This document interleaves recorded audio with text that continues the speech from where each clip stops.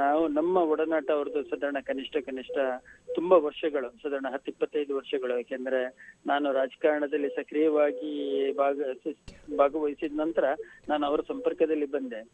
ನಿಜ ಹೇಳೋದಿದ್ರೆ ಅವರೊಬ್ರು ರಾಜಕಾರಣಿ ಅನ್ನೋದಕ್ಕಿಂತ ಮುತ್ಸದ್ದಿ ಅಂತ ಹೇಳಿದ್ರೆ ಅದು ತಪ್ಪಾಗಲಾರದು. ಯಾಕೆಂದ್ರೆ ಒಬ್ಬ ಶ್ರೇಷ್ಠ ನಾಯಕತ್ವವನ್ನ ಮತ್ತು ಶ್ರೇಷ್ಠವಾದ ವ್ಯಕ್ತಿತ್ವವನ್ನು ಹೊಂದಿರುವಂತಹ ವ್ಯಕ್ತಿ. ವಿಶೇಷವಾಗಿ ಇವತ್ತಿನ ರಾಜಕಾರಣಿಗಳನ್ನು ಹೋಲಿಸಿದ್ರೆ ನಮ್ಮ ರಾಜಕಾರಣಿಗಳಿಗೆ ಅದೊಂದು ಮಾದರಿ ಆಗಬೇಕಾಗುತ್ತೆ.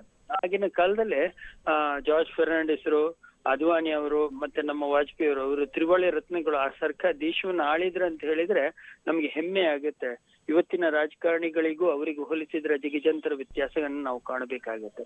ಒಂದು. ಎರಡನೇದಾಗಿ ನನ್ನ ಜೀವನದಲ್ಲಿ ಜಾರ್ಜ್ ಫರ್ನಾಂಡಿಸ್ರ ಏನು ಕೊಡುಗೆ ಏನಿದೆ, ಮಹತ್ತರವಾದ ಒಂದು ಬದಲಾವಣೆಗೆ ನಾನು ಅವರ ವ್ಯಕ್ತಿತ್ವವನ್ನು ನನ್ನ ಜೀವನದಲ್ಲಿ ಅಳವಡಿಸಿಕೊಂಡವ. ಅವ್ರು ಯಾವತ್ತೂ ನನಗೆ ಹೇಳ್ತಾ ಇದ್ರು, ನೋಡಪ್ಪ, ರಾಜಕಾರಣಕ್ಕೆ ನೀನು ಬಂದಿದ್ಯಾ, ನೀನು ಪ್ರಪ್ರಥಮವಾಗಿ ಪ್ರಾಮಾಣಿಕನಾಗುವಂತದನ್ನ ಕಲಿ, ನೀನು ಸರಳತೆಯನ್ನ ಜೀವನದಲ್ಲಿ ಅಳವಡಿಸುವುದನ್ನ ಕಲಿ. ಯಾಕೆಂದ್ರೆ ನಾವು ರಾಜಕಾರಣಕ್ಕೆ ಬರುವಂತದ್ದು ಜನರ ಸೇವೆ ಮಾಡಕ್ಕೆ, ಯಾವುದೇ ಒಂದು ರಾಜ್ಯವನ್ನ ಆಳಿ ರಾಜನಾಗಿ ಬದುಕುವುದಕ್ಕಲ್ಲ. ಜನರ ಸೇವೆಯನ್ನು ಮಾಡಬೇಕಾದ್ರೆ ಪ್ರಪ್ರಥಮವಾಗಿ ನಾವು ನಮ್ಮನ್ನ ನಾವು ಸರಿ ಮಾಡ್ಕೋಬೇಕು, ಪ್ರಾಮಾಣಿಕನಾಗಿರ್ಬೇಕು, ಸರಳತೆಯನ್ನು ಹೊಂದಿರ್ಬೇಕು. ಆಗ ಮಾತ್ರ ನಾವು ಜನರ ಭಾವನೆಗಳಿಗೆ ಮತ್ತೆ ಜನರ ಏನು ದುಃಖಕ್ಕೆ ಸ್ಪಂದಿಸ್ಲಿಕ್ಕೆ ಸಾಧ್ಯತೆ ಇದೆ ಅಂತ ಹೇಳಿದವರು. ಅವರು ಕೂಡ ಅದೇ ರೀತಿಯಲ್ಲಿ ಇದ್ದವರು. ಒಂದು.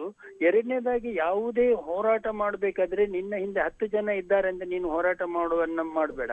ನೀನು ಒಬ್ಬನೇ ಆದ್ರೆ ಸರಿ, ಅಲ್ಲಿ ಅನ್ಯಾಯ ಆಗಿದೆ ಅಂದ್ರೆ ಅದನ್ನು ಹೋರಾಟ ಪ್ರತಿಭಟಿಸುವಂತಹ ಒಂದು ಗುಣ ನಿನ್ನಲ್ಲಿ ಇರಬೇಕು. ನಿನ್ನನ್ನು ನೋಡಿ ಜನ ನಗಬಹುದು, ನೀನು ಒಬ್ಬನೇ ಇದ್ದೀಯ ಅಂತ ಹೇಳ್ಬಿಟ್ಟು.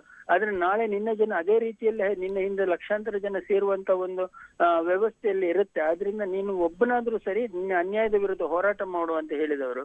ದೇವರ ದಯೆಯಿಂದ ಅವರ ಮಾತನ್ನು ನನ್ನ ಜೀವನದಲ್ಲಿ ಅಳವಡಿಸಿಕೊಂಡಿದ್ದೇನೆ.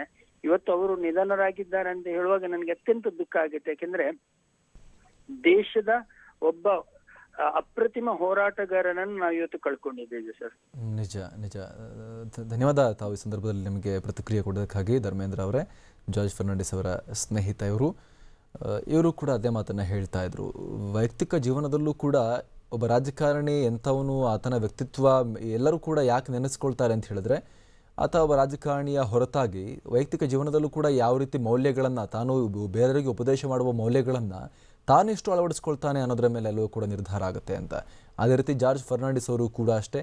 ಅವರು ಕೇವಲ ಸಮಾಜವಾದ ಮತ್ತೊಂದು ಅಂಥೇಳಿ ಮೌಲ್ಯಗಳನ್ನು ಉಪದೇಶ ಮಾತ್ರ ಮಾಡ್ತಾ ಇರಲಿಲ್ಲ, ತಮ್ಮ ಜೀವನದಲ್ಲೂ ಅಳವಡಿಸ್ಕೊಂಡಿದ್ರು ಅನ್ನುವಂಥ ಮಾತನ್ನು ಪ್ರತಿಯೊಬ್ಬರು ಈ ಕ್ಷಣದಲ್ಲಿ ಸ್ಮರಿಸ್ಕೊಳ್ತಾ ಇದ್ದಾರೆ.